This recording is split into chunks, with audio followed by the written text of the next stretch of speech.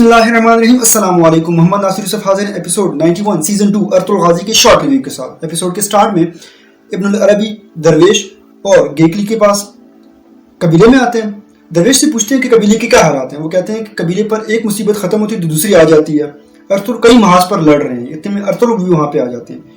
Ibnul अरबी उसे अंगूर का रस पेश करते हैं। उसके बाद उसे कहते हैं कि अल्लाह ताला ने आपको लोगों की भलाई के लिए बनाया है।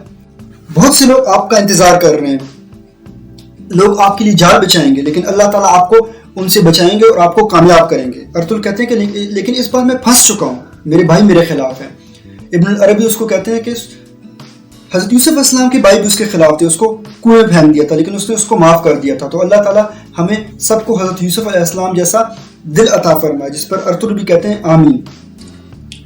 नुयान के कहने पर सुल्तान येगत खत लिखते हैं अर्तुल को और नुयान उसको पढ़ते हैं। उसके बाद कहते हैं कि अब अर्तुल यहाँ पे ज़रूर आएंगे। नुयान उसके बाद उलू बिल्गे के पास जाते हैं और उसे कहते हैं कि कल जब यहाँ पे अर्तुल आए तो तुम यहाँ पे ना आना, क्योंकि मैं नहीं चाहता कि तुम्हें कोई तकलीफ पहुंचे, क्योंकि कल यहाँ पे खून रेजी होगी। वो तुर्गुत का पूछते हैं तो कहते हैं कि यहाँ पे कल कोई नहीं बचेगा, यहाँ पे जब सादत आएंगे तो उसके बाद यहाँ पे खून रेजी होगी। उसके बाद वो खत दिया जाता है एक सिपाही को। वो सिपाही आते हैं अर्तुल के पास। अर्तुल को कहते हैं कि सुल्तान येगत ने भेजा है और मुझे आपको साथ लाने का कहा। अर्तुल कहते हैं कि आप दाखिली रास्ते पर मेरा इंतजार करें। अर्तुल खैमे में अंदर जाते हैं और वो खत हलीमा को देते हैं। हलीमा वो खत पढ़ती है जिसमें येगत ने लिखा होता है कि अर्तुल मैं चाहता हूं कि आप मेरे सिपाहियों के कमांडर बने, और यहाँ पे जो तुर्क सरदार हैं वो भी यही चाहते हैं। हलीमा रोना शुरू कर देती है कि इसके लिए मैंने आंसू बहाए हैं और ये आज गद्दार निकला है। अर्तुल कहते हैं कि ये येगत ने नहीं लिखा, इसके पीछे किसी ना किसी का हाथ है। वो दोबारा खत उठाती हैं तो उसको वो खुफिया मालूमात मिल जाती हैं जो उसने अपने खत में लिखी होती हैं।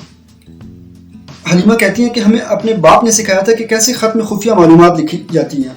वो कहती हैं कि इसमें लिखा हुआ है कि तुर्गुत जिंदा है और मैं उसको बचा दूंगा। मतलब ये कि येगत फंस चुका है। उस पर ये सब खुद खुश हो जाते हैं। अर्तुल फौरन अपने दोस्तों को बात बताते हैं कि तुर्गुत अभी जिंदा है और मैं उसको बचाने के लिए जा रहा हूँ, जिस पर वो जिद करते हैं जाने की। अर्तुल पहले तो इनकार करते हैं, लेकिन बाद में कह देते हैं कि ठीक है आप मेरे साथ जाएं।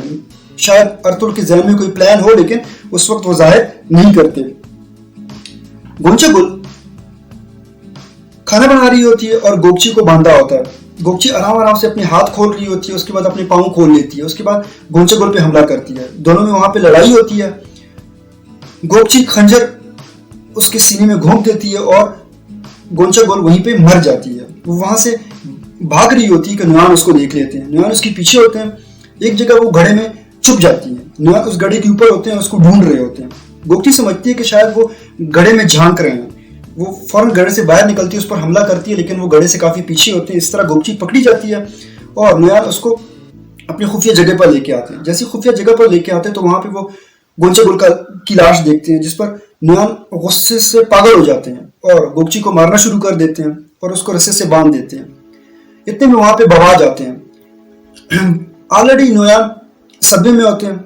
वो गोंचागुल का खून अपने माथे पे लगाते हैं और अपना खंजर निकाल के बवाज के सीने पे रख देते हैं कि मुझे तू तक इन चाहिए और कल उसको आपने वो तंग वाले रास्ते के पास लेके आना है, मैं भी वहां पे आऊंगा और आप भी साथ आना ताकि उसका किस्सा खत्म कर दें।